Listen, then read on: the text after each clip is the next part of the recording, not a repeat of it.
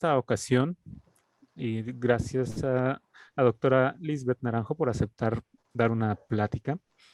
Y bueno, antes de entrar a su tema, pues les quisiera dar una pequeña introducción. Liz es profesora del Departamento de Matemáticas de la Facultad de Ciencias de la UNAM. Desde el 2015 está laborando ahí. Ella estudió, obtuvo su título de licencia de actuaría en 2006, también en la Facultad de Ciencias. Posteriormente hizo su maestría igual en Ciencias Matemáticas en la UNAM en 2009 y después de esto se fue a España, donde obtuvo su doctorado también en Ciencias Matemáticas por la Universidad de Extremadura. Esto en 2014. ¿Sí? Entonces, bueno, como les decía, actualmente es profesora e investigadora en el área de estadística. Pertenece también al Sistema Nacional de Investigadores de CONACYT. Y sus áreas de investigación, pues, es bioestadística, modelos lineales generalizados y estadística bayesiana. Sí, entonces, bueno, pues, es así un breve currículum de Liz. Yo creo que ya algunos de ustedes la conocen, han estado participando aquí en este grupo que se está creando de ciencia de datos. Ha dirigido varias tesis, algunas tesis de, yo sé, de maestría, licenciatura. Por ahí una ganó el premio, ¿cómo se llama este premio que da la AME? Francisco Aranda. Sí, entonces, pues chavos, y pongan mucha atención a lo que van a escuchar hoy. Y bueno, pues ya, sin más, le damos la bienvenida a Liz. En esta ocasión ella va a platicarnos sobre modelos de Markov ocultos y errores de medición. Por favor, Liz, es todo tuyo. Bueno, muchas gracias, Fabián, y gracias a todos por la invitación y por estar aquí el día de hoy. Bueno, yo les preparé un poco de las cosas que yo hago, ¿no? De un poco de las cosas de investigación que yo he hecho. Como que en un principio tenía como la intención de hablarles pues solo de estadística bayesiana, pero como que los seminarios, no sé si es un sesgo de este grupo de ciencia de datos o de Gabriel, aprovechando que no estábamos hablando de él, que el sesgo bayesiano, ¿no? Que hay muchas cosas de estadística bayesiana que se han presentado afortunadamente. Y entonces, bueno, yo hago cosas de estadística bayesiana, pero en específico en los últimos años me he interesado por esto que les voy a platicar, que son modelos de Markov ocultos y errores de medición, ¿no? Entonces, les voy a hablar un poco acerca de este tema. Bueno, son dos cosas que se pueden trabajar por separado, pero en específico, pues, les voy a mostrar lo que hicimos al respecto, o una de las cosas que yo he hecho al respecto en estos temas. Si quieren hacer preguntas en el camino, si quieren en el camino antes de terminar, adelante, lo pueden hacer con todo gusto. Me pareció un poquito complicado preparar la presentación porque voy a empezar desde lo muy básico y de repente me voy a saltar a una de las cosas que propusimos como tema de investigación. Entonces va a haber como un abismo ahí, pero bueno, espero más o menos tratar de explicarlo de alguna manera. De lo que les voy a hablar es lo básico de estadística bayesiana, después lo básico de lo que tratan los errores de medición. Ahí traigo un ejemplito muy sencillo. También, ¿qué son estos modelos de Markov oculto? Bueno, la traducción podría ser modelos ocultos de Markov o modelos de Markov ocultos. Y si nos da tiempo, les voy a presentar dos aplicaciones que hicimos en las que trabajamos, que es un modelo de Markov oculto aplicados a datos de Parkinson y un modelo de Markov oculto aplicados a datos de caries. Entonces, estas son dos investigaciones que hicimos, dos propuestas que hicimos, publicamos los artículos. Entonces, más o menos esta es la plática, ¿no? Entonces, desde lo básico es, pues, ¿qué es lo que hace la estadística o la inferencia estadística, ¿no? En estadística, pues nosotros tenemos una muestra de variables aleatorias y suponemos que tienen una función de densidad de probabilidad con un parámetro o vector de parámetros θ que pertenece a un espacio paramétrico que puede ser de varias dimensiones. Entonces, nosotros cuando definimos una función de densidad conjunta o definimos una función de verosimilitud acerca de la muestra condicionado a este parámetro. Entonces, el objetivo en estadística, como ya lo hemos visto en estas sesiones, pues se reduce a hacer inferencias, ¿no? A encontrar este parámetro que en realidad en la vida real no conocemos, pero queremos tratar de encontrar un sustituto, ¿no? Un sustituto que sea lo más aproximado posible y a eso le llamamos estimar. Y a ese proceso pues le llamamos inferencia estadística, ¿no? Un ejemplo muy básico es, imaginemos que tenemos una población y teta representa la proporción de personas enfermas, ¿no? Personas con algún padecimiento, o véanlo en algún otro contexto, ¿no? O sea, tenemos un grupo estamos examinando una maquinaria y queremos ver si este parámetro teta pues es el porcentaje de defectos que hay en nuestro sistema de producción. Pero bueno, viendo esto como el parámetro de la proporción de enfermos, entonces imaginemos que examinamos a cierta cantidad de sujetos y estos sujetos pues van a ser nuestra muestra, ¿no? Estos los sujetos que nosotros observamos. Entonces este sujeto, revisamos si este sujeto está enfermo o no está enfermo, está sano. Y eso lo denotamos en estadística como 1-0, ¿no? El ejemplo más básico. Entonces, esta es una muestra aleatoria y esta la asignamos, como aquí decimos, una función de densidad conjunta, una función de distribución.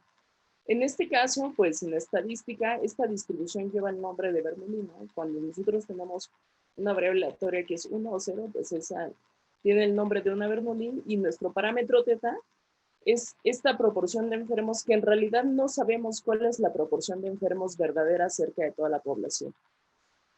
Y nos queremos preguntar cuál sería esta proporción de enfermos, ¿no? Verdadera de esta población. Lo que hacemos en estadística es que si nosotros tenemos esa muestra nos puede dar un estimado de cuál sería ese valor verdadero. ¿Qué es lo que hacemos en estadística bayesiana, no? Ya se ha comentado, pero bueno, un poco para quizá algunos apenas se integraron a este tipo de pláticas o sirve de repaso. En estadística bayesiana, pues se modela este parámetro teta o vector de parámetros usando métodos probabilísticos, probabilidades. Y se considera que este parámetro, pues, suponemos que es aleatorio, ¿no? Que lleva una función de distribución de probabilidad. Y vamos a utilizar el teorema de Bayes. El teorema de Bayes me dice que nosotros podemos calcular la probabilidad condicional acerca de este parámetro condicionada a nuestra muestra observada. Y esto lo podemos ver como un producto de funciones de distribución. Esta P de X dado teta es nuestra verosimilitud, ¿no? Es la muestra condicionada suponiendo que tenemos el parámetro verdadero. Nuestra distribución a priori, distribución inicial. Y esta se le llama distribución marginal y la podemos calcular a partir de esta integral, ¿no? Entonces, un poco cálculo de probabilidades. En algunas ocasiones, esta marginal se le llama también como, se omite acerca de esta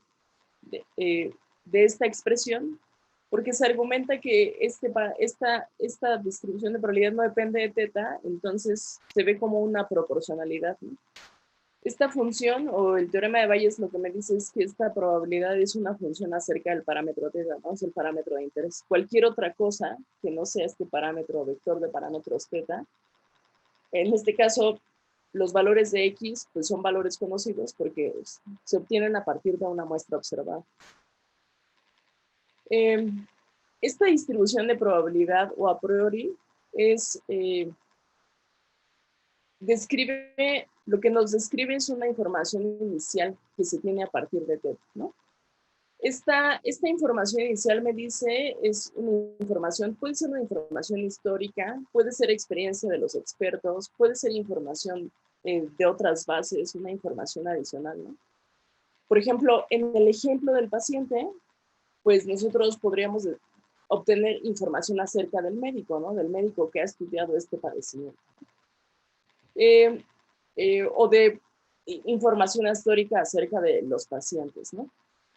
Y bueno, obtenemos la distribución final o la distribución a posteriori utilizando este teorema de Bayes. Y entonces lo que vamos a calcular es esta distribución de probabilidad.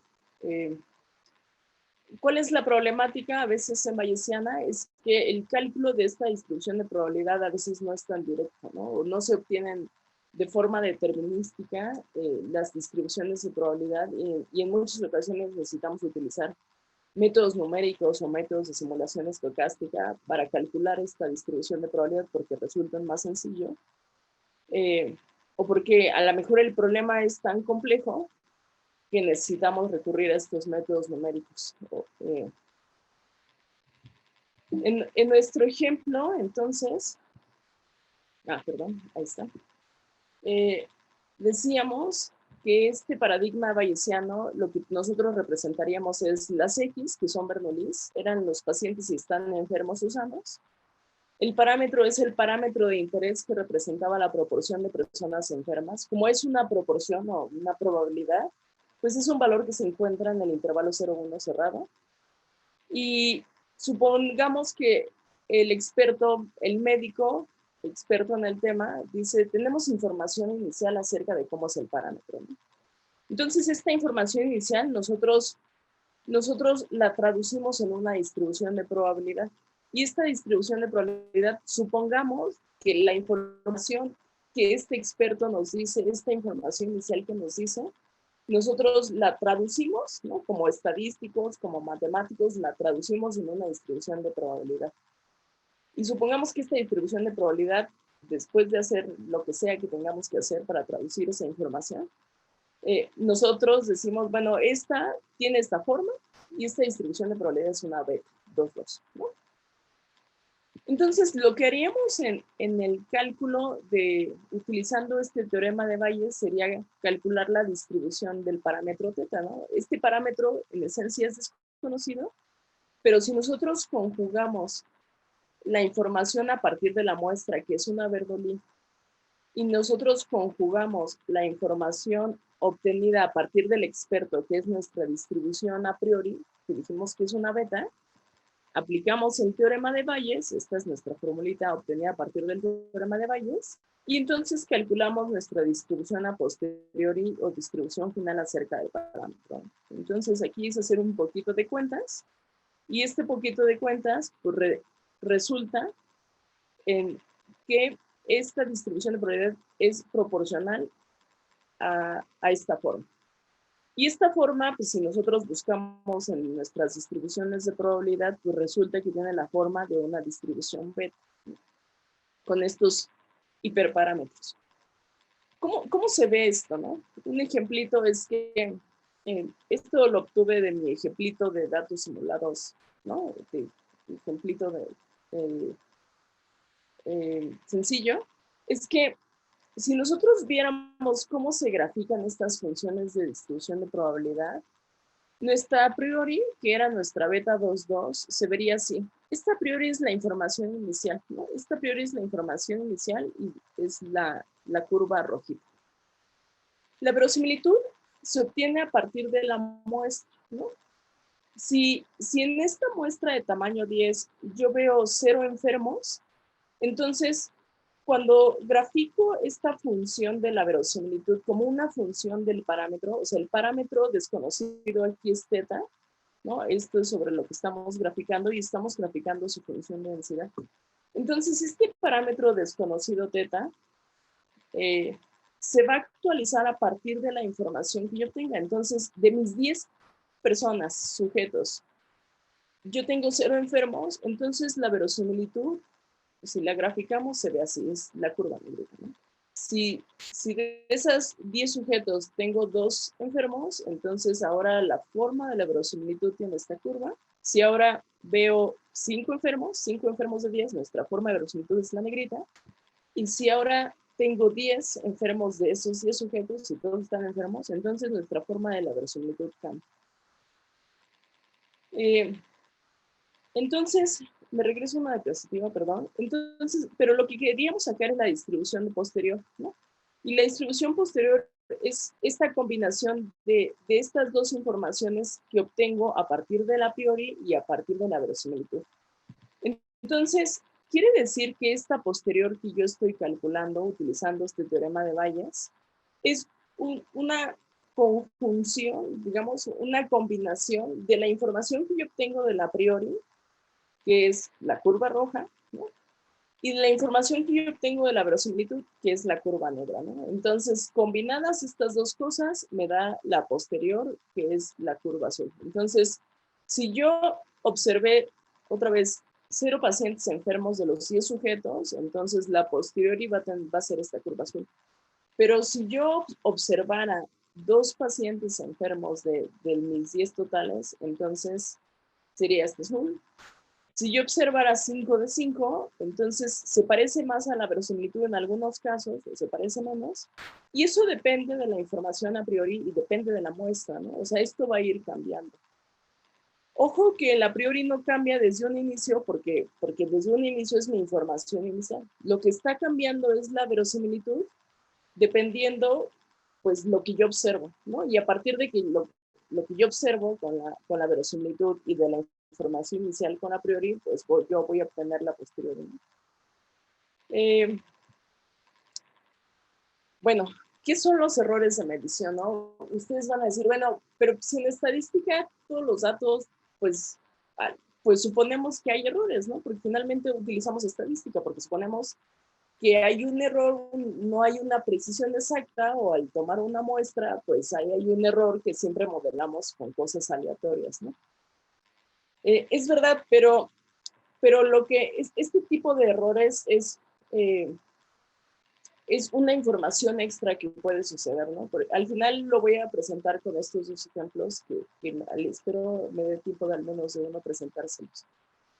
¿Qué es lo que pasa, no? O sea, tenemos, a veces tenemos, al hacer la recolección de los datos, tenemos errores de medición, ¿no? Entonces, cuando estos datos tienen errores de medición, lo que sucede es que puede haber o va a haber errores en las estimaciones. O sea, lo que me dice es que si yo tengo errores en la medición, esto va a ocasionar errores en las estimaciones de los parámetros.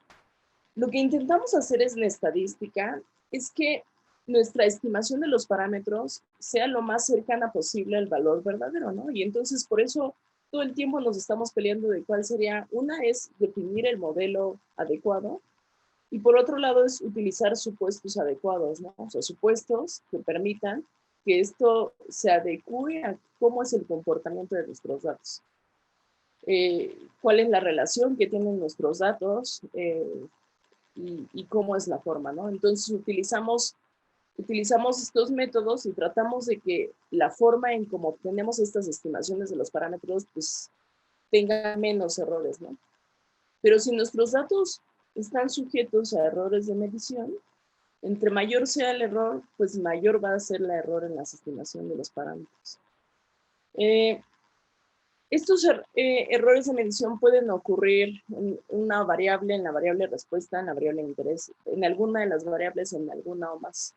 Así es que existen modelos o se agregan supuestos adicionales para estos errores de medición.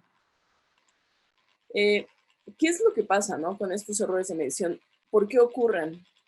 Una es que puede haber errores de muestreo y otra puede haber errores en el instrumento, ¿no? Muchas veces cuando en estos instrumentos me refiero a que los instrumentos estén calibrados, ¿no? Si estamos utilizando aparatos o máquinas o básculas, pues puede haber errores ahí. Pero también puede haber error en la recolección de datos, ¿no? Imagínense una persona con mucha más experiencia en, digamos, en el diagnóstico de un padecimiento, pues va a tener mayor precisión debido a la información, a toda la experiencia que tiene, en comparación a una persona, digamos, alguien nuevo estudiando el cierto tipo de datos, o en el caso de una enfermedad, un médico nuevo que está apenas estudiando el diagnóstico, pues a lo mejor puede tener un poquito más de fallas en este diagnóstico que pueda dar. Esa es un poco la idea, ¿no? Entonces, cuando están estos errores de medición, en realidad lo que se tiene o lo que se le llama es que en vez de tener la variable verdadera, pues tienes una variable sustituta, que es una variable que sabes que tiene un error, ¿no? Por la forma en cómo se midió, por el instrumento de recolección de los datos, por la persona que está recabando los datos. Entonces sabes que existe. Entonces, ¿qué hay que hacer o qué tenemos que hacer en esto? Nosotros, bueno, cuando ocurren estos errores, pues lo ideal diría, bueno, pues vuelve otra vez a hacer el muestreo, ¿no? Vuelve a recolectar los datos. Pues sí, eso sería como lo lógico, pero a veces no se puede en términos de, por cuestiones de tiempo, por cuestiones de costo o por cuestiones de ética, ¿no? O sea, si estuviéramos haciendo, aquí me regreso, si estuviéramos haciendo un experimento, por ejemplo, con animalitos, ¿no? Con ratoncitos, y hubo un error de medición, digamos, en la calibración de una báscula o en la calibración de los instrumentos medidos, pues volver a hacer todo este experimento con otros animalitos, pues sería una cuestión de ética, ¿no? Bueno, además de costo, ¿no? A veces estos animalitos o estos ratoncitos que utilizan para experimentos de laboratorio no son nada baratos, ¿no? Entonces, por cuestiones de tiempo, de costo y de ética, pues a veces no se pueden volver a hacer este tipo de estudios o análisis o diseños. Entonces, como que ahí tenemos que entrar pues, los estadísticos a tratar de mejorar un poco el asunto. Y mejorar un poco porque lo que es verdad en estadística, bueno, por ahí hay una frase muy célebre que olvidé el nombre de quien la decía que pues todos los modelos son erróneos, ¿no? Pero hay algunos que sirven, ¿no? O que sirven más que otros, ¿no?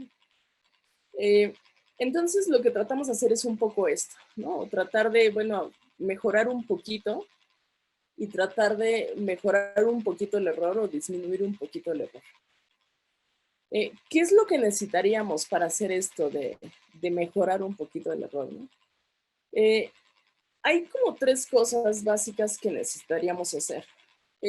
Una es algo que se le llama, en este tipo de modelos se le llama modelo estructural, que es un modelo que relacione el valor verdadero con, que es como es el modelo, ¿no? El modelo teórico que debería de seguir el valor verdadero de estos datos.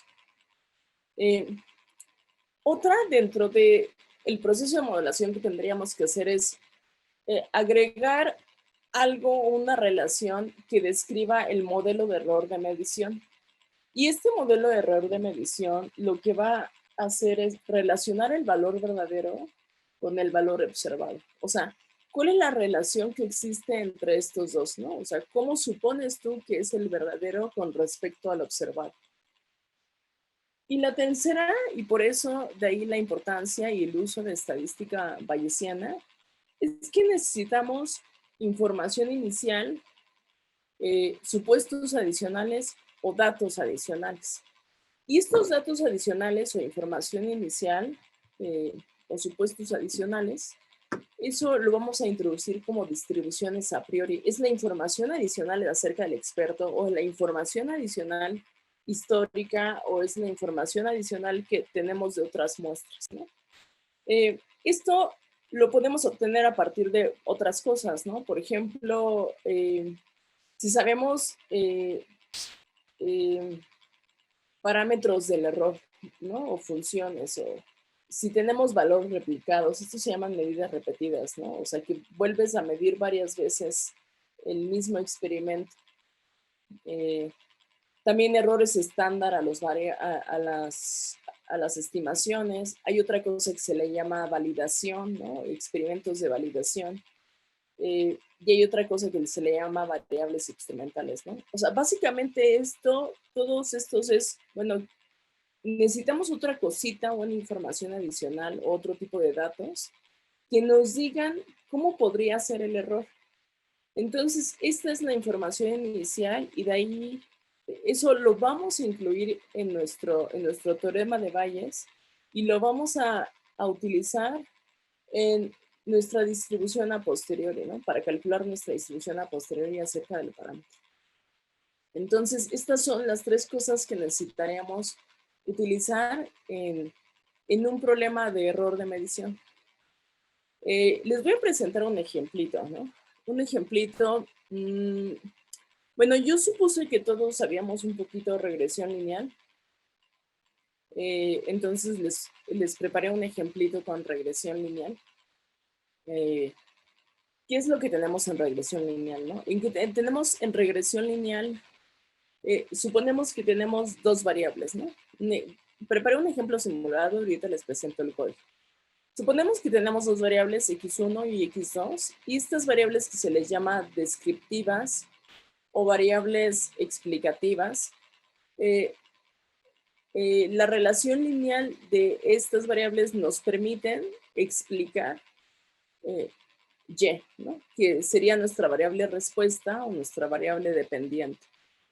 Entonces, en un modelo de regresión lineal, usualmente los supuestos básicos es que existe un error aleatorio, y este error aleatorio, pues lo usual es seguir una distribución normal con media cero, varianza constante sigma cuadrada, y suponemos que estas son variables aleatorias independientes idénticamente distribuidas.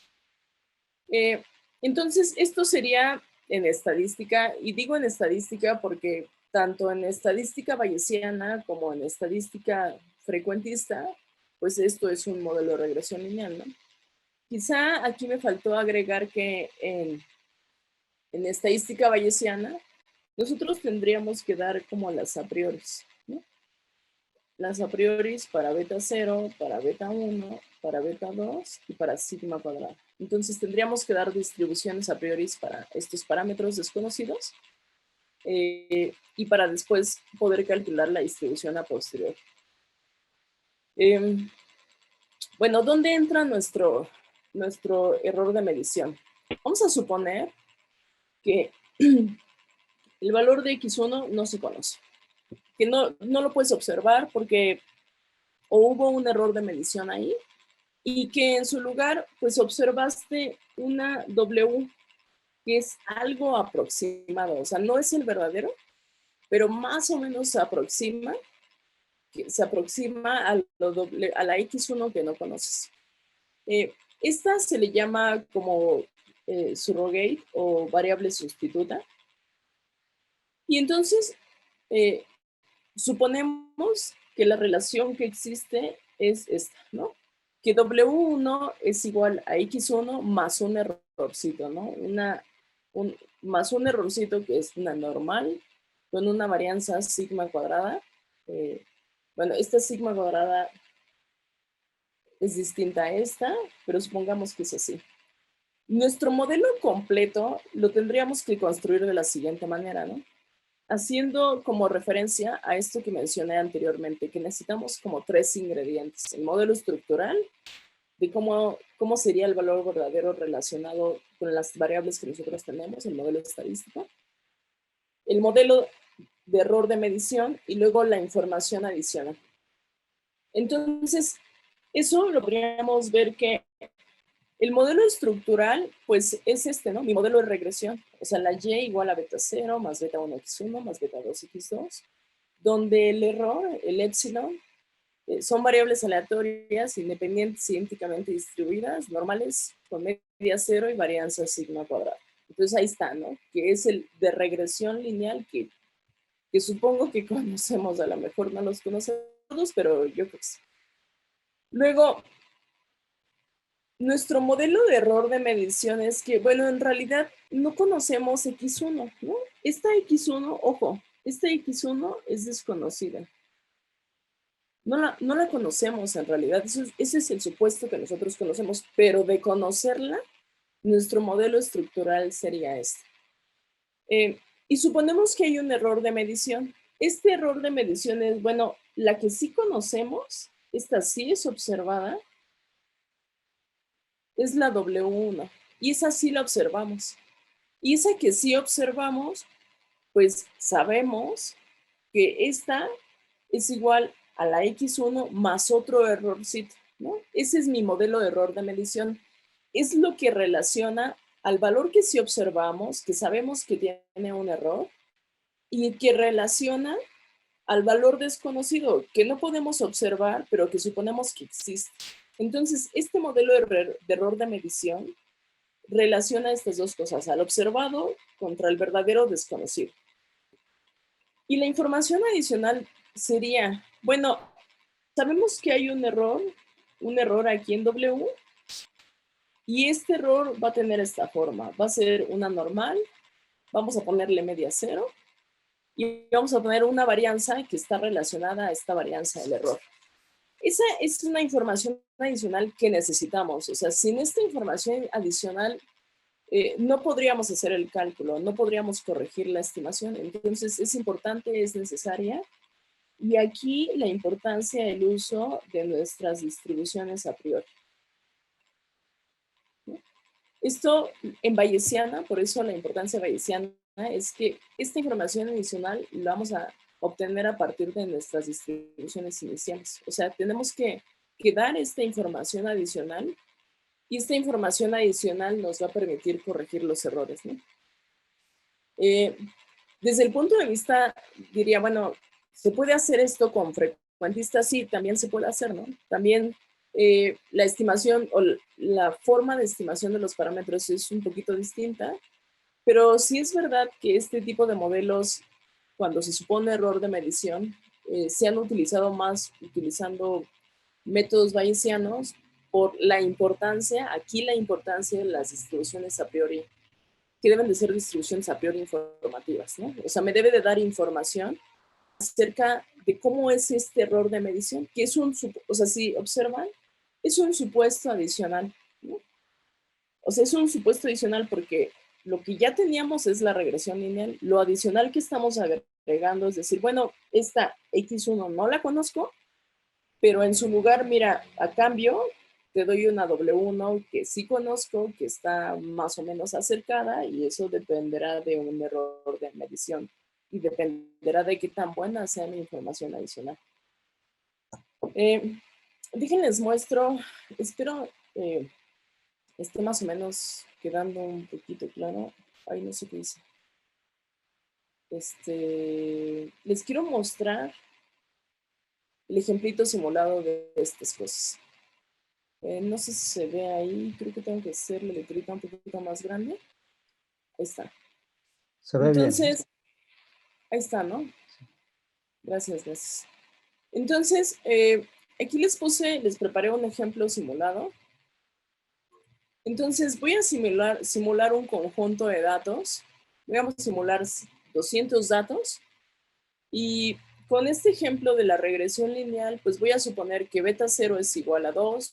Le puse 2, 3, 4 fácil, ¿no? O sea, para no perdernos. Entonces son 2, 3, 4 nuestros parámetros de regresión. Vamos a ponerle que nuestra sigma cuadrada es igual a 1.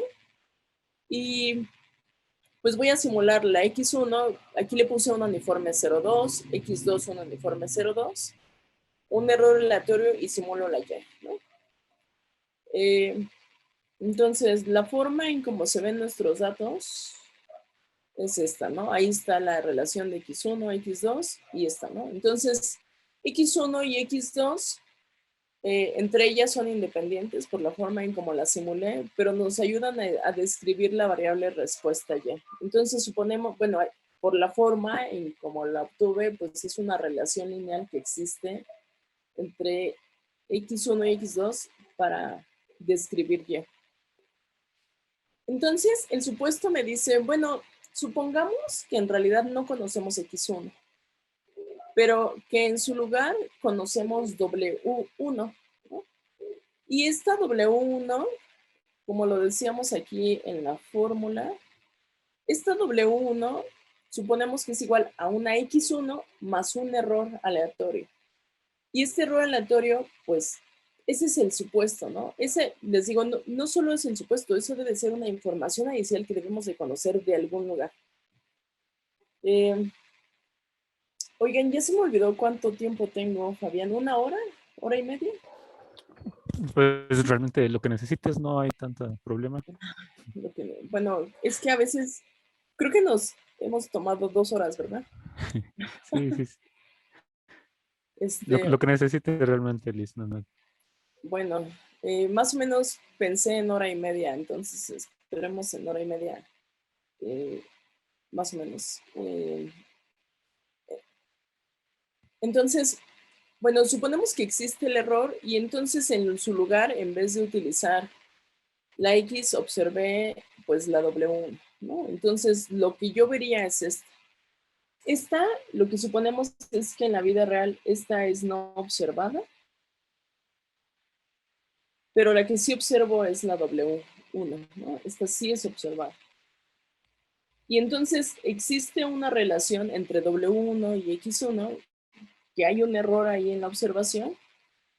¿Y qué es lo que pasaría, no? Si utilizamos el ajuste frecuentista, si nosotros conociéramos X1 y X2, pues el modelo es muy simple, ¿no? Calcular X1 y X2 y obtendríamos la estimación de los parámetros, ¿no? Recuerden que el valor verdadero de X1, perdón, el valor verdadero de beta 0, beta 1 y beta 2, pues los elegí como 2, 3 y 4, ¿no? Entonces, estos serían mis valores estimados si sí conociera X1 como el verdadero. La sigma cuadrada le puse un valor de 1 y entonces la sigma cuadrada sería pues 0,91, la sigma cuadrada estimada de acuerdo a estos datos estimados. Entonces en la vida real diríamos, bueno, no conocemos X1, pero en su lugar utilizamos lo más cercano a X1 es la W1. ¿Y qué es lo que pasaría? Lo que resulta es que mis valores estimados, los estimados acerca de los parámetros que en realidad eran 2, 3 y 4, ya no me quedan 2, 3 y 4, ¿no? Ahora me queda 3.5, 1.5, el 4 sí está bien, esa no había error. Entonces, lo que sucede con estos errores de medición es que la estimación de los parámetros cambia, pero no hay una forma como, o sea, de volver a tomar la muestra, ¿no? Lo que suponemos es que no puedes volver a correr el experimento, no puedes volver a tomar la muestra, pero tienes algo W1 que es más o menos parecido a esta X1 y entonces pues ahí serían los parámetros. ¿Qué es lo que sucede aquí? Hay un error en la estimación de los parámetros, ¿no? El valor verdadero de estos dos parámetros pues debería de ser 2 y 3 y en su lugar obtuve 3.5 y 1.5. Lo que nosotros intentamos hacer es hacer una estimación o una corrección para mejorar la estimación de estos parámetros. Aquí ahora les voy a presentar JAX. Nuestro modelo en JAX sería sería el modelo de regresión lineal. Es una forma simple de describir el modelo. Aquí está beta 0 más beta 1 x1 beta 2 x2. Están nuestros supuestos y las a priori. Entonces, lo que hace internamente JAX es construir una cadena de Markov o utilizar métodos Monte Carlo vía cadenas de Markov. Entonces, hacemos la estimación de los parámetros. Si conociéramos el valor verdadero, pues este valor verdadero pues va a ser muy similar a la parte frecuentista, ¿no? Le estoy dando distribuciones a priori no informativas. Y entonces la estimación de los parámetros, de acuerdo al método frecuentista, pues serían muy parecidas, ¿no? 2.23, o sea, si supiéramos el valor verdadero, que acuérdense que es la X1, entonces ahí está la estimación de los parámetros, que es muy parecida en el caso bayesiano, en el caso clásico, cuando utilizamos no informativas. Entonces, ¿qué es lo que estamos suponiendo aquí? Que en realidad no conoces X1, pero utilizas el sustituto W1, ¿no?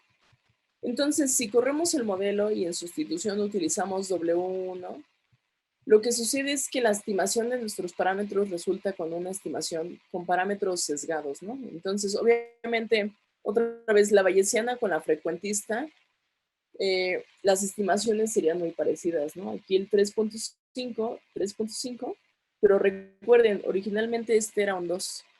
Y luego obtenemos un 1.5 1.5 con la frecuentista y bayesiana, pero originalmente estos parámetros valían 3. Y este está bien, ¿no? Este es un 4, originalmente era un 4, y este es un 4, originalmente era un 4. Y otra que queda pues bastante fea, la estimación del parámetro, es acerca de la varianza. La varianza, que originalmente era un 1, pues sale una estimación incorrecta o un error acerca de la estimación de los parámetros.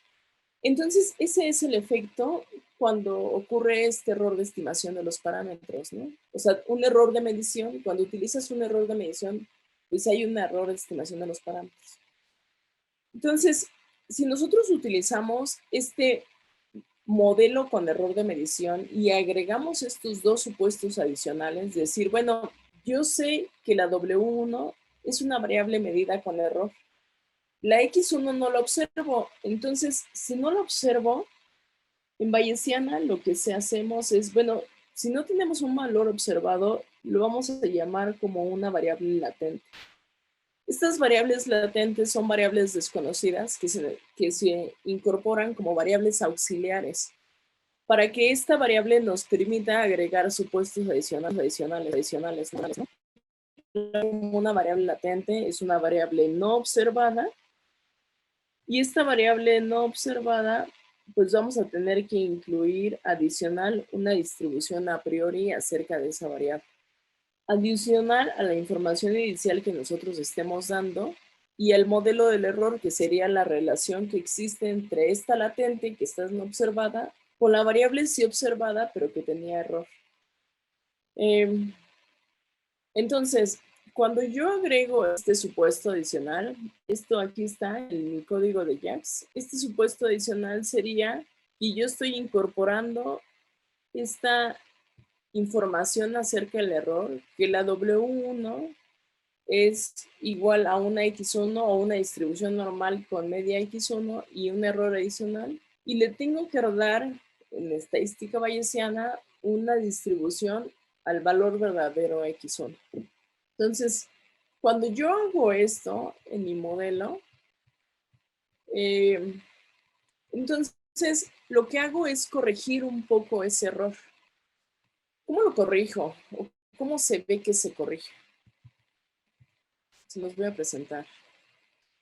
No sé, tal vez nos faltaría un cursito de JAX por ahí, porque yo me estoy, también les decía, puse lo básico, después me salté a cosas como más directas, pero nada más para mostrarles el efecto del error. Lo que hacemos con este efecto del error es que corregimos. Fíjense, estas estimaciones que ahora obtengo aquí son las estimaciones con el modelo del error, ¿no? Con el modelo de error de medida que agregué estos supuestos. No van a ser exactamente iguales al valor verdadero que nosotros obtuvimos, ¿no? El valor verdadero, recuerden, era 2, 3 y 4.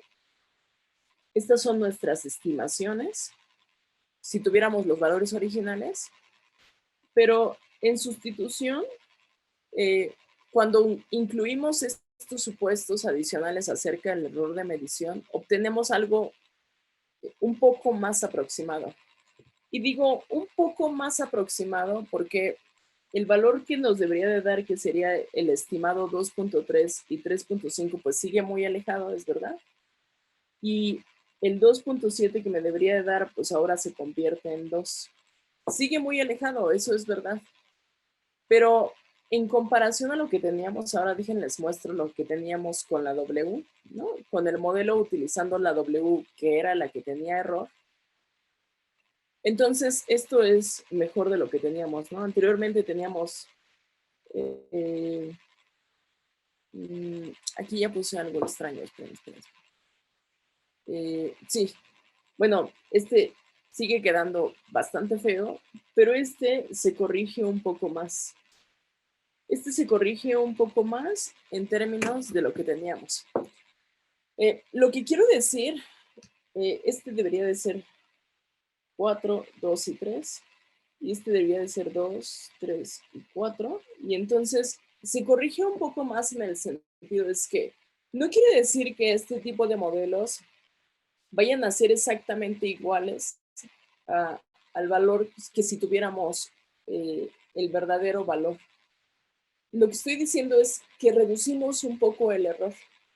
Si utilizáramos la W, que la W era como la que nosotros habíamos observado, la estimación que nosotros obtendríamos sería 1.5 del valor verdadero, que era 3.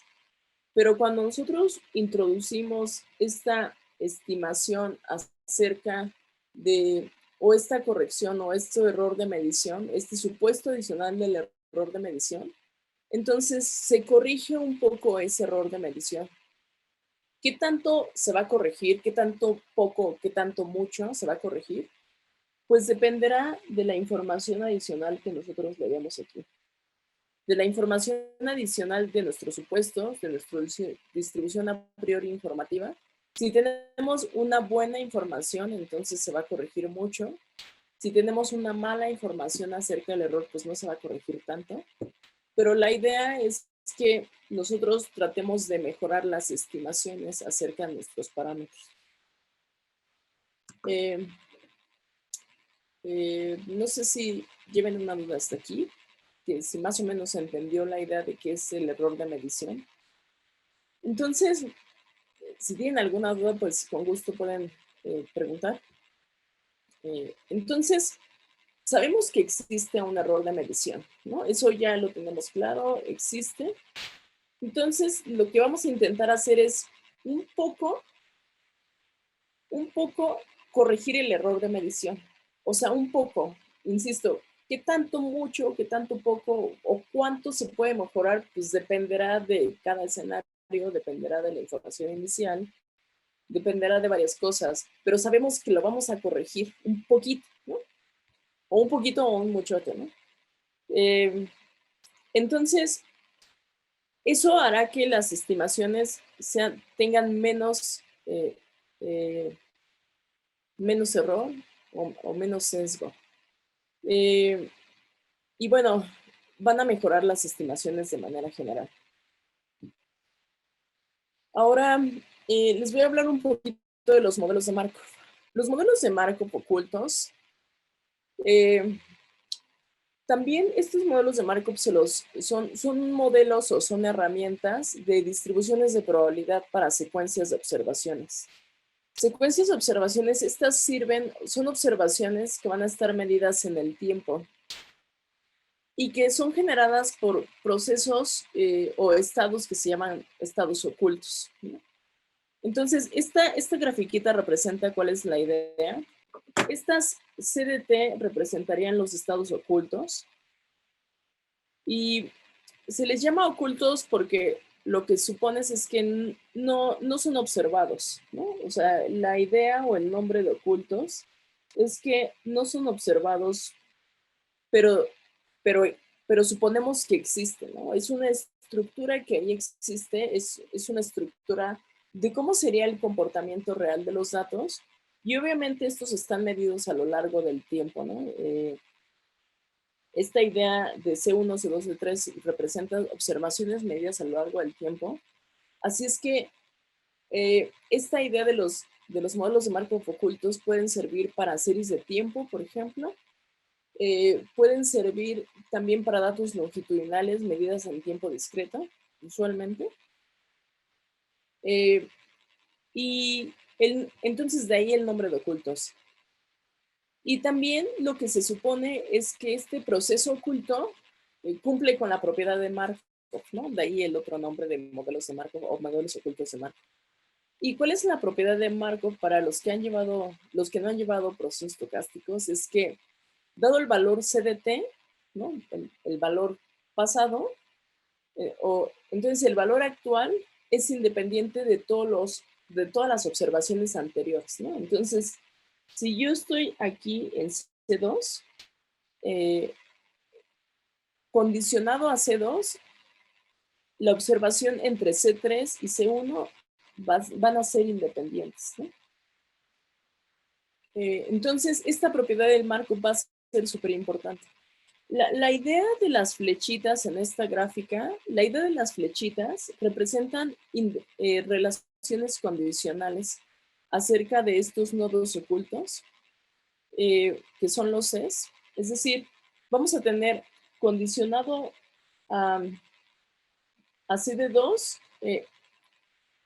perdón, antes de seguir. Ok, estas flechas direccionadas son importantes y tienen el sentido de relaciones de probabilidad y de relaciones de dependencia en términos de probabilidad, ¿no? O sea, la flecha no nada más es así, sino estas flechas indican una relación de dependencia. Entonces, por ejemplo, esta flecha de aquí nos va a relacionar es que Y1 depende de C1. Esta flecha de aquí de alguna manera nos indica que C2 depende de la C1 anterior, pero así como relacionamos las dependencias, podemos encontrar relaciones de independencia. O sea, otra cosa que nos dice es que cumple la propiedad de marco con respecto a los estados ocultos, o sea, las salidas observadas. Es decir, el adapto al estado CDT, aquí debe decir dado, perdón, dado el estado CDT, YDT es independiente de los estados y observados de otros tiempos. Traducido de otra manera, si nosotros estamos en CD2 y estamos condicionando sobre el nodo oculto CD2, resulta que, por ejemplo, YD2 va a ser independiente de CD3, ¿no? También YD2 va a ser independiente, ¿no?, de CD1, pero también todas las YDIs van a ser independientes de YD2, condicionada a esta CD2, ¿no? A lo mejor debería de ponerlo así. Entonces esta representan o nos dan un sentido, la propiedad de Markov, y también nos dan relaciones de dependencias o de independencias condicionales. Y este tipo de cosas las vamos a utilizar. Nos van a servir, nos van a dar mucho sentido en otras cosas. Esta representación gráfica también a lo mejor la han escuchado con otro nombre, también le llaman en algunos lados red bayesiana, o modelos gráficos probabilísticos, o de repente le ponen otro nombre, pero estos son los más comunes, como red bayesiana o modelos gráficos probabilísticos. Y les decía que estas representan, lo importante de esta cuestión gráfica es la relación de dependencias o independencias, o dependencias condicionales o independencias condicionales. Así es que si hablamos de dependencias condicionales o independencias condicionales, nosotros podríamos representar la distribución conjunta de los nodos ocultos, ¿no? Estos son los nodos ocultos y estos son los nodos observados, ¿no? Y esto, pues lo representamos a través de este producto de distribuciones de probabilidad condicionales y no condicionales, ¿no? Aquí solamente hay que tener en cuenta en dónde se cumple la propiedad de Markov, ¿no? Por ejemplo, traducido como hace rato, pues la propiedad de Markov me está diciendo es que condicional al pasado, CDT-2, CDT-3, hasta CD1, esto pues cumple la propiedad de Markov, y quiere decir que nada más sería igual a la probabilidad del nodo oculto CDT dado CDT-1, ¿no? Ese tipo de cosas. Bueno, este nombre de espacio de estados, también por ahí se van a encontrar una cosa, bueno, algo que se llama modelo de espacio de estados, y que hay mucha relación entre los modelos de Markov ocultos y modelos de espacio de estados.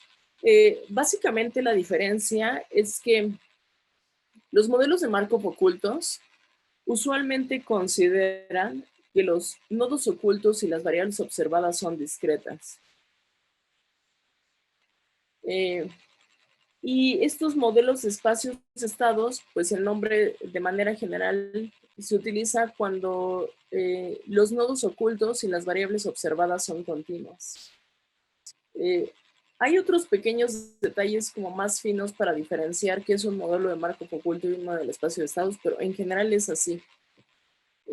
Bueno, esto que les acabo de decir como va a ser incongruente con lo que les voy a mostrar, porque lo que les voy a mostrar, yo le puse modelo de Markov oculto, cuando en realidad algunas de las variables son continuas y otras van a ser discretas, pero cuando me di cuenta un poquito de este detalle, como que ya nos habían como casi aceptado el artículo y ya no le quisimos cambiar el nombre, ¿no? Y también en algunas ocasiones pues le dicen, bueno, es un modelo de Markov oculto con espacio de estados continuo, ¿no? También se pueden encontrar esos pequeños nombres y así le pusimos. Entonces, les voy a presentar un ejemplo de las cosas que hemos trabajado. Este es un trabajo conjunto con algunos colegas de España y esta profesora Ruth Fuentes también de ciencias. Y este ejemplo es acerca del monitoreo de la progresión de la enfermedad de Parkinson, basado en características de grabaciones de voz. Entonces, nosotros tenemos un modelo de Markov oculto, propusimos un modelo de Markov oculto, no homogéneo. Este apellido de no homogéneo es porque vamos a considerar que cada uno de los sujetos vamos a introducir características acerca de los sujetos. Entonces, estas características acerca de los sujetos pues le dan esta pequeña variación o esta no homogeneidad a esto. Y aquí les decía, bueno, con espacio de estados continuo, ¿no? O sea, para no meternos en, bueno, si es discreto, es continuo, vamos a ponerle espacio de estados continuo y lo dejamos con el modelo de Markov oculto. ¿Qué es lo que vamos a considerar aquí? Que la variable respuesta está sujeta a un error de medición, ¿no? Y ahorita les muestro por qué. Vamos a introducir un supuesto adicional. Este supuesto adicional es de las cosas adicionales que yo les decía, ¿no? Esta información adicional que necesitamos para poder hacer estos modelos de error de medición. Si no tenemos ese supuesto adicional, pues estos modelos de error de medición no los podemos como llevar a cabo, ¿no? O sea, una de las cosas importantes es este supuesto adicional o distribuciones a priori adicionales o información inicial adicional que te diga algo de cómo es el error. O sea, ya me dijiste que tiene error, ok, pero ¿cómo es el error? ¿Y cómo sabes qué es el error? ¿O qué tanto error hay? Y aquí, como nosotros vamos a introducir este supuesto adicional, vamos a suponer que el proceso debería de ser de no decreciente. Y vamos a utilizar replicaciones de voz, otra cosa que se le llama como medidas repetidas o replicaciones. Esta idea, me voy a ir un poquito rápido en estas cosas, es que, bueno, la enfermedad de Parkinson es una enfermedad importante, ¿no? La segunda más frecuente en las personas mayores. Bueno, aquí son algunos datos de Estados Unidos, de Europa, de las cantidades de personas con enfermedad de Parkinson. Y el Parkinson pues se caracteriza por una deficiencia de dopamina, no existe curación, el tratamiento es principalmente levodopa, que es muy costoso, el diagnóstico también es difícil y costoso, y las consecuencias son las alteraciones en temblor, en reposo, en movimientos lentos, postura inestable, y aquí es donde nosotros estamos intentando trabajar, o no se tiene un biomarcador, ¿no? O sea, todavía no hay un biomarcador. El diagnóstico que se hace es a través de, pues, estos diagnósticos costosos de médicos, ¿no? Pero no hay un biomarcador que diga, bueno, le introduces algún dato y te dice, bueno, pasaste a una línea o no pasaste a una línea, tienes la enfermedad, no tienes la enfermedad, o empeoraste, no. Entonces, lo que nosotros hemos intentado hacer es que con grabaciones de voz tratamos de ver cómo sería, si existe alguna relación que nos pueda ayudar a como al diagnóstico, ¿no? Entonces, por ejemplo, aquí hay dos ondas, una de una persona sana y otra persona con la enfermedad de Parkinson. Y bueno, la idea es que existen variaciones que nos pueden ayudar o diferencias en las variaciones, porque así como se alteran los músculos del cuerpo de una persona enferma, pues también se alteran los músculos relacionados con la voz, ¿no? Entonces, lo que vamos a hacer es que estas medidas extraídas de grabaciones de voz, podríamos a lo mejor construir un biomarcador o algún modelo estadístico o un proceso automatizado que nos permite ayudar al diagnóstico, ¿no? La ventaja sería bajo costo, es no invasivo. También a veces tratamos de hacer la discriminación entre personas sanas o no y enfermas. O otro objetivo sería como el diagnóstico, ¿no? El diagnóstico o la monitorización de qué tanto progresa, ¿no? Esto es algo que también ha hecho esta iniciativa, ¿no? Por ejemplo, esto fue como del 2000, que grabaron 10,000 voces y 10,000 voces de sanas y personas con Parkinson para construir biomarcadores, ¿no? Hay varios grupos de investigación de otras universidades que están como intentando hacer eso, ¿no? Entonces han intentado métodos de machine learning, métodos de redes neuronales, métodos de regresión lineal, o sea, varios métodos que permita construir pues un modelito, ¿no? Bueno, esta base de datos que les traigo es, son, son detalles importantes que voy a recalcar. Son 42 sujetos no medicados ni diagnosticados con la enfermedad de Parkinson. Esto es súper importante. Y ahí es donde les decía, en algunos contextos no podemos volver a repetir el experimento. Esta base de datos no es nuestra, ¿no? De hecho, la pueden encontrar en un repositorio que se llama UC Machine Learning. Y tener a pacientes sin medicamento cuando ya están diagnosticados durante 6 meses es una cuestión también de ética, ¿no? O sea, no puedes volver a repetir el experimento porque pues ya debes de darle tratamiento al paciente, ¿no? No es posible. Entonces, por cuestiones de ética, de costo, pues no se puede volver a repetir el experimento.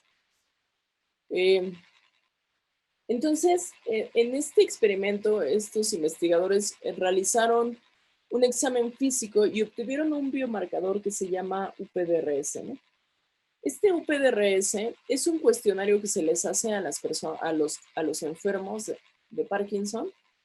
En este caso se les hizo al inicio, aquí está como el cronograma, ¿no? La gráfica, al inicio está en desfase porque están medido en días.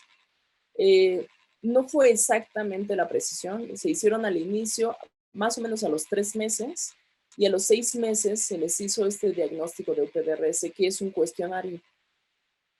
Y luego se les hizo grabaciones de voz de la A sostenida durante algunos segundos, ¿no? La A sostenida es A, ¿no? Durante 5 segundos, más o menos. Y de estas grabaciones de voz se extraen las características relacionadas con la onda, la forma, la frecuencia, la amplitud, todas estas cosas. Hay algoritmos para obtener estas características relacionadas, algoritmos de monitoreo, de telemonitoreo.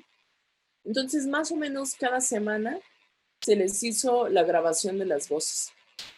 Y 6 grabaciones, quiere decir que, por ejemplo, un día le toca al paciente hacer la grabación y bueno, hacemos la primera grabación, ¿no?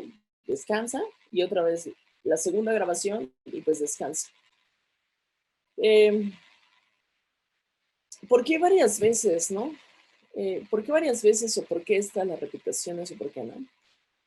Bueno, una es, el UPDRS es este marcador, ¿no? Que está dividido en varias secciones y este es un cuestionario que tiene varias preguntas relacionadas con el estado mental, el comportamiento del humor. Es un examen médico también que se le hace, relacionado con las actividades diarias, relacionados con otras escalas eh,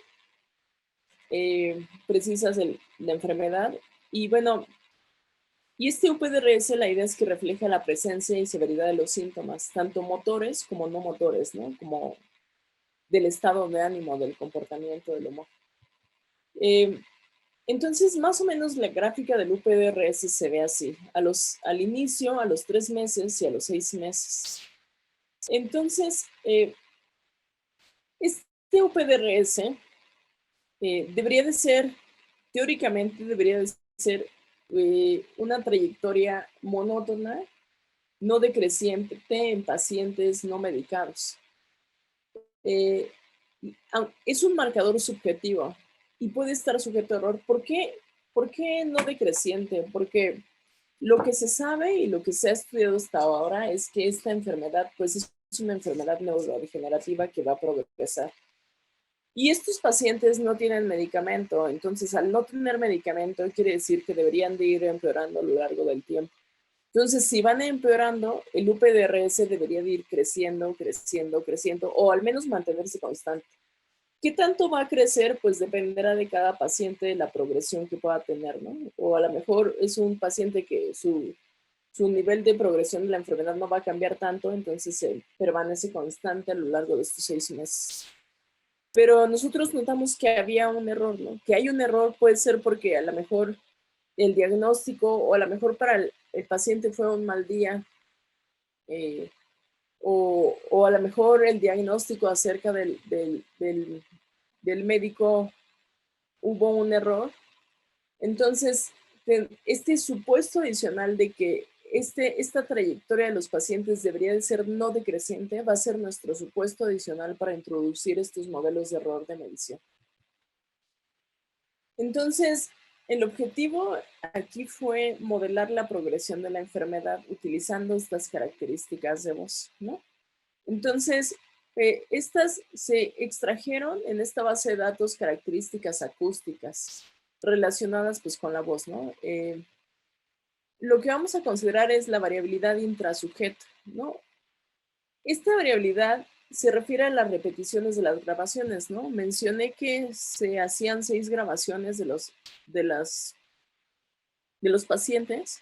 Una es por la imperfección de la tecnología y otra es por la variabilidad biológica de las características, ¿no? Si yo a ustedes les dijera, bueno, por ejemplo, da un golpe, ¿no? Y ya, marcamos la intensidad con la que da el golpe y la fuerza.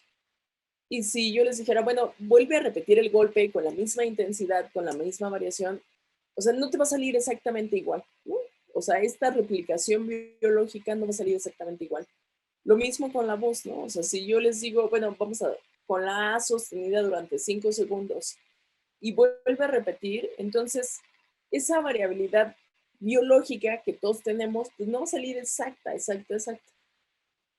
Entonces, pues, ¿qué se hace? Utilizar repeticiones de medidas repetidas, ¿no? Volver a repetir la grabación varias veces de estos sujetos.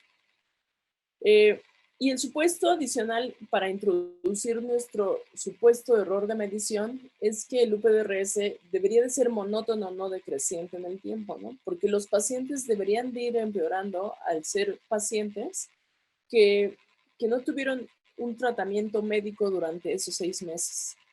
Y entonces suponemos que este sujeto, este UPDRS, es un error de medición. Entonces, esto que les acabo de mencionar, pues nosotros, matemáticos, lo ponemos así, ¿no? Proceso monótono no decreciente a través del tiempo. Bueno, la Y es la UPDRS que debería de ser no decreciente a través del tiempo, ¿no? Y esto lo vamos a relacionar, porque no está en tratamiento médico, ¿no? Y esto lo vamos a relacionar, bueno, en realidad suponemos que no la observamos, pero lo vamos a relacionar a nuestro conjunto de características acústicas, que son nuestras grabaciones, al género y la edad. Entonces, esto lo relacionamos de forma lineal. Aquí supusimos una forma lineal, un predictor lineal. Y esto que menciono aquí es lo que en un principio, cuando les hablé de los errores de medición, ¿no? Que les dije que necesitamos un modelo estructural. Este modelo estructural es cómo debería de ser nuestro modelo verdadero, ¿no? Nuestra relación verdadera acerca de los pacientes, acerca de nuestras variables observadas. Entonces, esto de aquí es nuestro modelo verdadero. La relación que debe de existir debería de ser entre el UPDRS, si fuera no decreciente, con las características relacionadas. Esto sigue siendo parte de nuestro modelo verdadero, que esto debería de ir creciendo, ¿no? O sea, la observación, el valor que observamos al tiempo K debe de ser mayor o igual a lo que observamos al tiempo K-1 para cada sujeto. Y esto lo relacionamos a un predictor lineal Y aquí hicimos supuestos fuertes. Uno de los supuestos fuertes, o varios de los supuestos fuertes, era introducir normalidad, ¿no? Alguien me diría, bueno, ¿por qué utilizaste normales y por qué no utilizaste test o Poisson, otras cosas? Fue por facilidad de los cálculos, en realidad, ¿no? Pues se podría utilizar otra cosa, pues sí, ¿no? Y a lo mejor se podría mejorar este supuesto, sí, también, ¿no? Luego, aquí está la otra cosa, otro ingrediente que mencionábamos. Este otro ingrediente era nuestro modelo de error de medición. Es decir, sabemos que este sujeto tiene un error de medición, ya. Porque lo que nosotros observamos en las grafiquitas que les mostré es que crecían y decrecían o decrecían y crecían. O sea, no eran totalmente crecientes. Entonces, este error de medición es nuestro supuesto adicional que tenemos que dar. A esto le llaman error de medida aditivo. Y entonces, pues, es la relación que existe entre nuestra respuesta sujeta a error eh, y nuestra variable observada, ¿no? Entre lo que nosotros observamos y lo que deberíamos haber observado, o sea, el valor verdadero que es desconocido y lo que deberíamos haber observado. Entonces, bueno, la otra cosa adicional es que, ¿cómo introducimos estas replicaciones, ¿no? O repeticiones? Algunas veces estas repeticiones, noten aquí incluimos un subíndice J, es que estas repeticiones también, debido a la variabilidad biológica, lo que también nosotros supongamos es que hay un error de medición. O sea, el valor verdadero que hace referencia a las características de la voz no lo conocemos, ¿no? Pero lo que sí conocemos son estas medidas repetidas de las grabaciones, de las grabaciones repetidas, y nosotros obtenemos esas características de las grabaciones repetidas. Pero el valor verdadero de cómo debería de ser nuestra voz, ¿no? Cómo es la amplitud y cómo es estas características de la voz que cada uno de nosotros tenemos, pues no lo conocemos, ¿no? Entonces aquí hacemos otro supuesto acerca de nuestra medida del error. Y aquí tenemos repeticiones, ¿no? También es un supuesto adicional de la normalidad, que pueden ser supuestos bastante fuertes. Pero a lo que quería llegar es a este modelo, ¿no? Bueno, esta sería nuestra representación gráfica. Entonces, varias cositas aquí, por ejemplo. Usualmente estos modelos gráficos probabilísticos o modelo de red bayesiana, los nodos, los óvalos, son latentes. Y en esto, en bayesiana, pues son variables aleatorias latentes. Y en realidad son variables aleatorias que no estamos observando, pero esto nos da una idea de la estructura del modelo, ¿no? Este sería el modelo estructural. Entonces, estas variables latentes en mi modelo de Markov son los nodos ocultos, ¿no? Son el proceso oculto que nosotros tenemos aquí. Que suponemos, al final es un supuesto, suponemos que esta es la estructura o la relación que llevan, es mi modelo oculto. Es la relación que llevan a lo largo del tiempo, ¿no? O sea, Y1 se va a relacionar al tiempo Y2 a través de una probabilidad condicional. O sea, detrás de esto existe una relación de probabilidad condicional de Y2 condicionada a Y1. Entonces es una relación condicional que existe ahí. Luego Y2 con Y3 y luego Y3 con Y4 y así sucesivamente. Y entonces, ¿en dónde está nuestro modelo de error? Pues en la relación que nosotros tenemos entre el modelo oculto, que fue el verdadero, que es el verdadero pero no observado, con la relación que va a existir entre el observado pero que tenía error, ¿no? Aquí utilizamos el supuesto de no decreciente, porque suponemos que el paciente debería de empeorar, ¿no? Eso es lo que se ha estudiado, lo que han estudiado los médicos. Y este es el que sí observamos, que tenía variaciones, que crecía y decrecía, que empeoraba y no empeoraba el paciente, y entonces eso son observaciones que tienen error.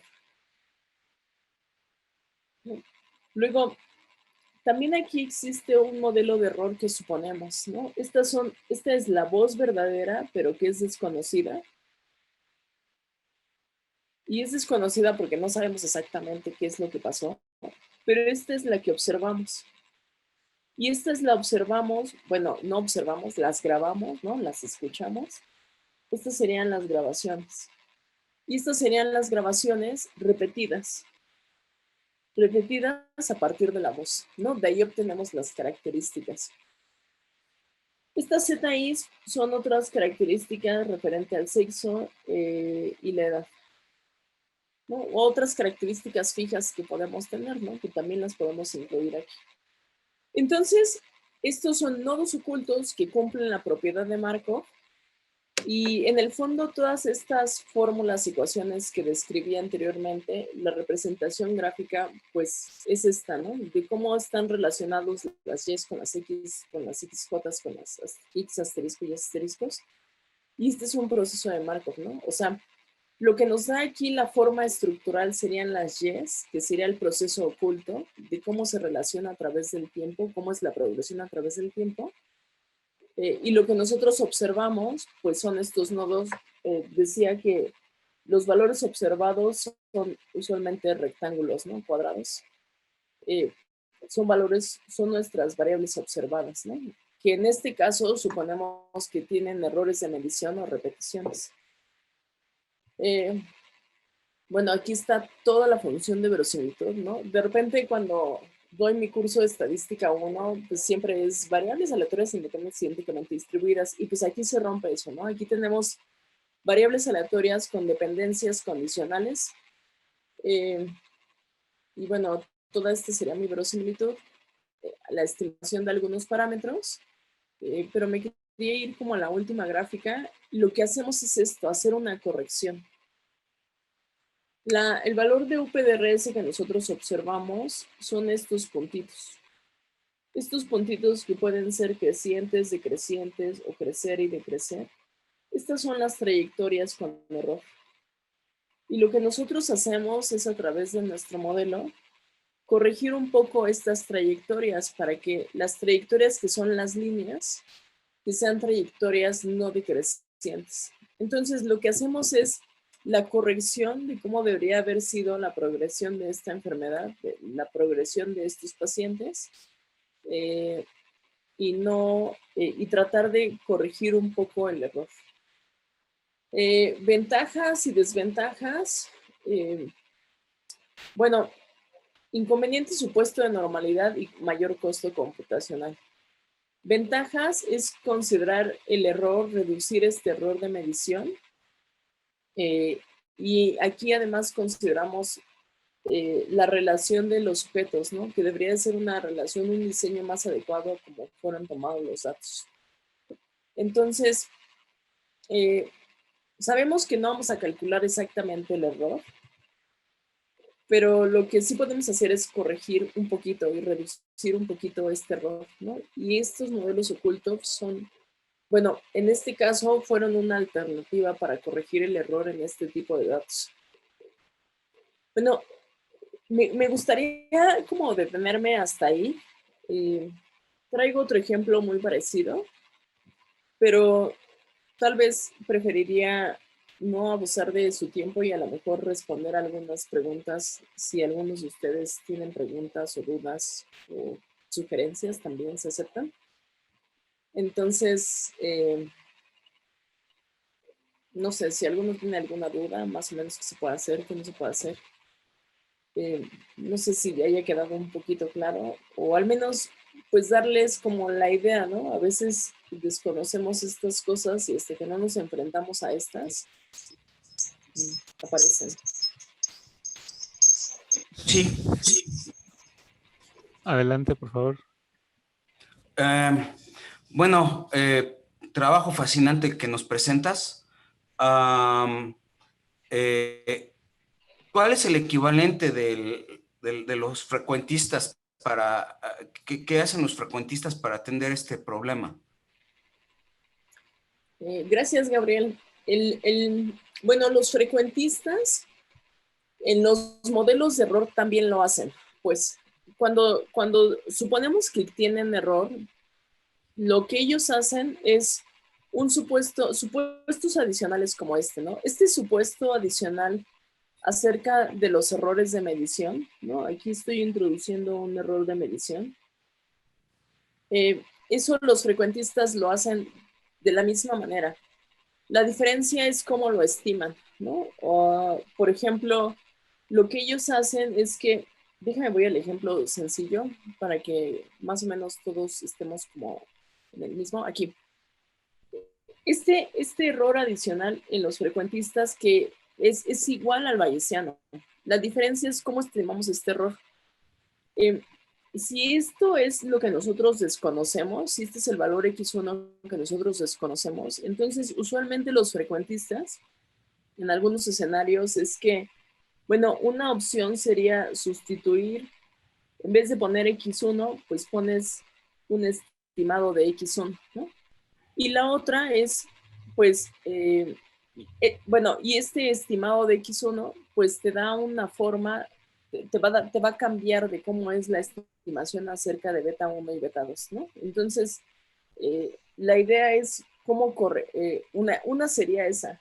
Otra cosa que hacen los frecuentistas es, si ya estimaron beta a partir de aquí, como este beta en realidad, creo que es lo mismo que estoy diciendo, como este beta depende de X1 que va a ser desconocido, entonces ahí es donde introducen la W1 o estimarla a partir de su media, ¿no? Condicionada a quizá otros valores aquí. Entonces, una forma es esta, o otra forma es multiplicar por efectos de corrección. Es decir, efectos de corrección que te permiten reducir un poco el error. Entonces, la forma estructural del modelo, o sea, hay varias formas de introducir estos errores de medición, pero insisto, lo que cambia es cómo lo estimas, ¿no? En Bayesiana lo introducimos como estas variables aleatorias, variables latentes y distribuciones a priori informativas. Y en la parte frecuentista, pues es estimar estos errores o introducir supuestos errores utilizando estimaciones, digamos, máximo verosímiles o estimaciones de mínimos cuadrados y entonces multiplicarlos por los parámetros de estimación. ¿Y esa suposición de normalidad es en todas partes? O sea, ¿y si es, si es viable? No es en todas partes. Bueno, puse el clásico normal, pero puede ser de otra manera, ¿no? Por ejemplo, cuando tienes variables binarias, entonces si tienes variables binarias, pues ya no tienes normalidad, ¿no? A lo mejor tienes que poner ahí una Bernoulli o alguna otra cosa, ¿no? O sea, puse normal, pero se pueden introducir los errores a través de otra cosa, ¿no? En realidad debes de tener una relación de distribución, o sea, relacionar el observado que tiene error contra el verdadero que supones que no tiene error. Entonces, más bien, la relación que hay entre estas dos cosas, pues puede ser una Bernoulli, una normal, una Poisson, otra cosa. Lo clásico, usualmente, si estás en el caso continuo, de variables aleatorias continuas, pues es utilizar la normal, ¿no? Este error le dicen como error aditivo, ¿no? Hay otro error que se llama como error de Bergson, pero depende del tipo de variables que tengas, continuas, discretas, entonces puede haber distintas sugerencias a cómo introducir estos efectos de error de medición. O sea, obviamente esto está estrechamente relacionado con lo que es una observación atípica, ¿no? Sí, una observación atípica. Observaciones atípicas, bueno, es que las observaciones atípicas podrían ser de otra manera. Esta idea de los errores de medición es que, o sea, tú observas que hay un error, o sea, sí observas que hay un error.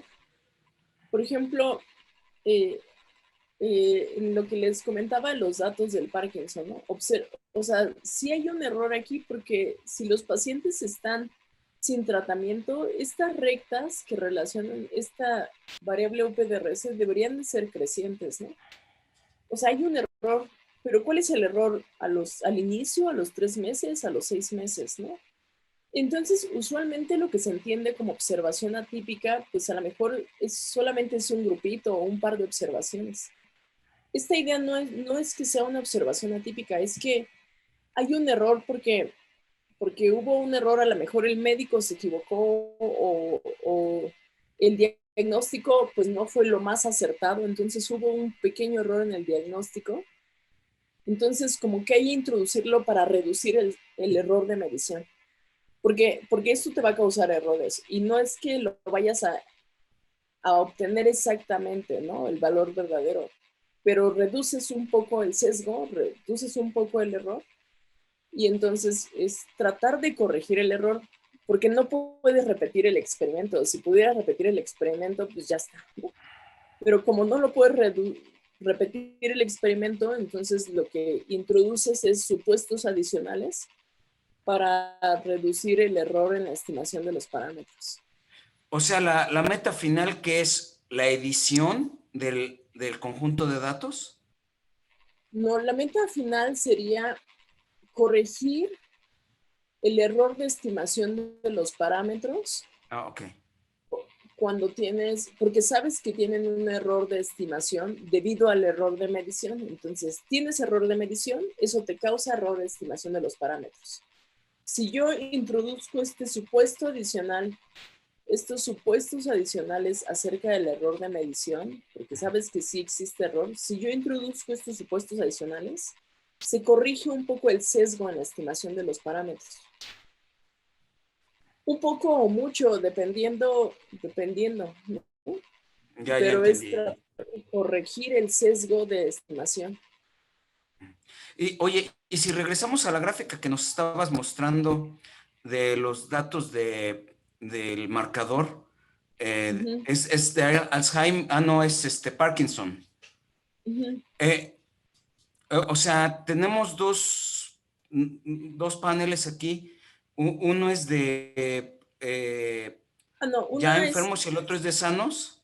no, los dos son, más bien es porque el UPDRS tiene dos, digamos, le dicen motor y total porque uno solamente hace referencia a la parte del cuestionario relacionado con las características motoras y la otra variable es relacionada a las características motoras y no motoras. O sea, las no motoras serían relacionadas a preguntas emocionales o más afectivas o de cómo se siente el paciente. O sea, a ver, entonces aquí hay varias variables aleatorias, ¿no? O sea, obviamente, o sea, eh, son datos longitudinales, por lo que yo puedo Datos ver. longitudinales. Así es. Y, De hecho, estos modelos de Markov ocultos sirven para datos longitudinales o para series de tiempo. ok, ok. Ujú.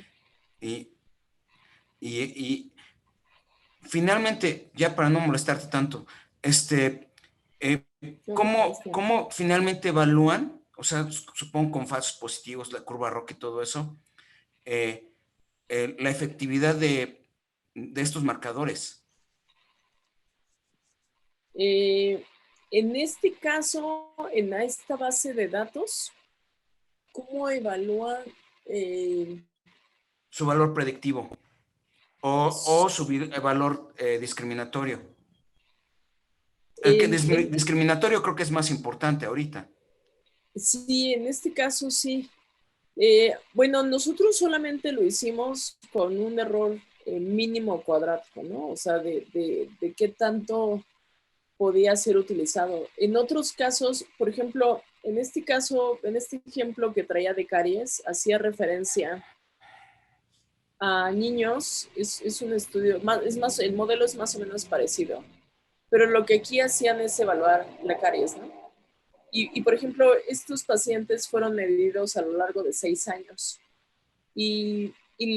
A lo largo de 6 años de niños, digamos en la edad primaria, lo que les revisaban era si presentaban caries en los molares, ¿no? En los primeros molares. Entonces, el patrón que deberían de haber observado sería, por ejemplo, bueno, el gris lo puse como no caries y el negro dice sí caries, ¿no? Entonces, a lo mejor un niño no tuvo caries en los 6 meses, a lo mejor esto pues tuvo caries y a lo mejor aquí al 4.º año apareció caries. Pero estos tienen errores de medición, ¿por qué? Porque imagínate que el niño dice, bueno, no tuvo caries, no tuvo caries, no tuvo caries, al 4.º año sí tuvo y después al 5.º no tuvo. Una caries no puede desaparecer, ¿no? Entonces, lo correcto es que también sea un patrón creciente, o sea, que no tenga, y en el momento que tiene caries, pues va a seguir apareciendo la caries en los próximos años. La única diferencia es que se repara, ¿no? Pero quiere decir que ahí hubo caries y entonces ahí hubo caries. Entonces, por ejemplo, en estos casos que son binarios, que deberían de ser 0, 0, o sea, que vaya creciendo, que solamente puede ser que 0, 0 y 1, pero no puede ser posible que tengas un 1 y después que cambies a 0, o sea, no puede ser posible que tuvo caries el siguiente año, ¿no? Entonces, aquí lo que se puede sacar es precisión, sensibilidad, especificidad, ¿no? Sí, sí, sí, efectivamente. Entonces, dependiendo, el tipo es esto, ¿no? Por ejemplo, en este estudio, que ya no se los presenté, una de las cosas que aquí en esta base de datos, lo que sí teníamos es el médico, porque el diagnóstico fue a través de un dentista, ¿no? Un médico. Entonces, lo que notaron es que había médicos que tenían mayor precisión, ¿no? Que era como el benchmark. Sería como algo parecido al gold standard. El médico más experto tenía mayor precisión en el diagnóstico o menor error, pero que había otros médicos que cometían mayor error en su diagnóstico.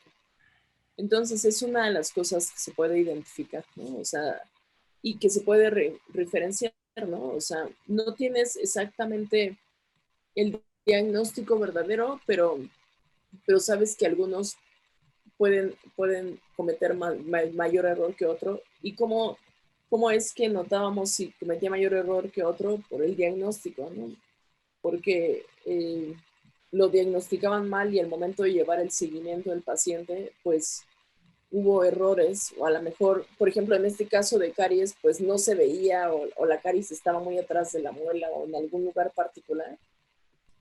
O como la caries fue curada, pues al momento de curarse, pues el esmalte, esta resina de la caries, pues ya no se identifica si realmente era una caries o realmente era un diente sano, ¿no? Fascinante. Pues muchas gracias. Gracias, Gabriel. ¿Alguna otra pregunta? Yo sí tendría, voy a ser más breve porque si no ya nos comimos el tiempo de todo el mundo. Muchas gracias por la plática, muy buena plática, Liz. Si regresamos al modelo original, ahora sí que al de la página 10, por favor.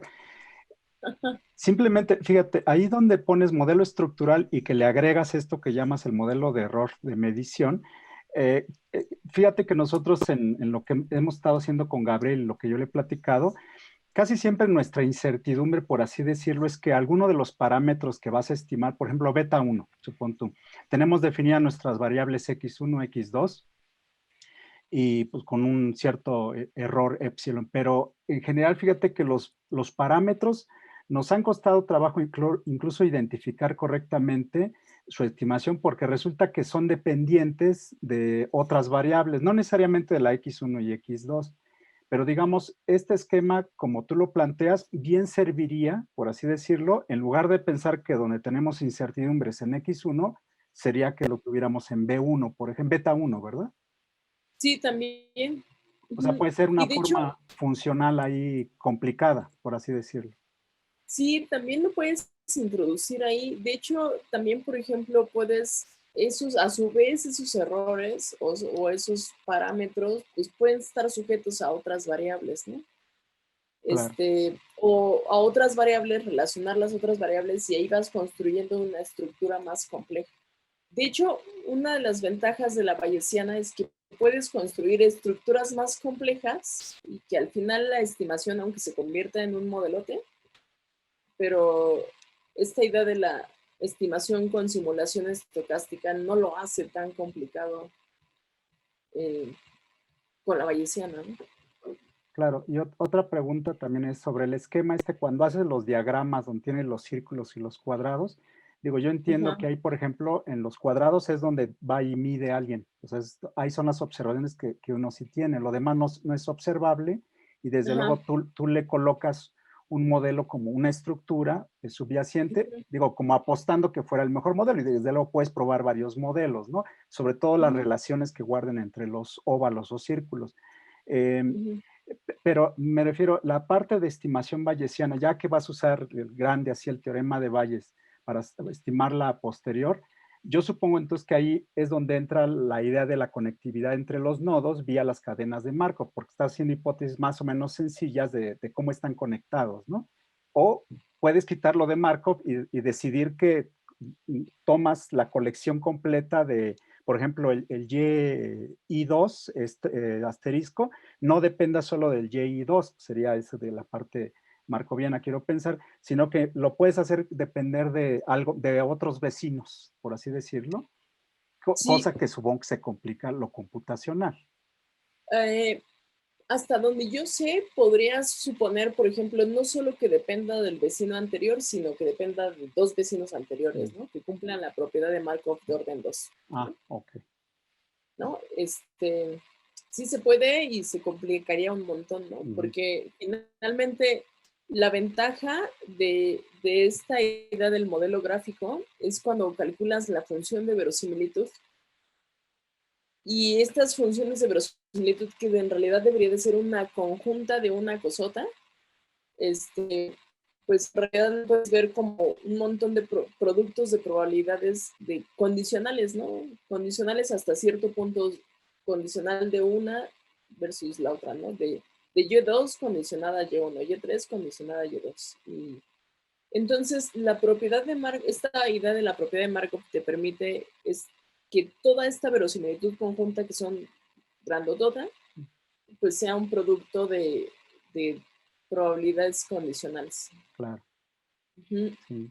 Ah, pues muy bien. Y la otra, fíjate, ya más es como un comentario aparte, pero fíjate, eso yo lo pienso más en la parte de la biología. Cuando hablas de error de medición, ya ves que en general en este asunto de la incertidumbre, uno trata de dividir las incertidumbres entre algo que sí es aleatorio y algo que llaman epistémico o sistemático, ¿no?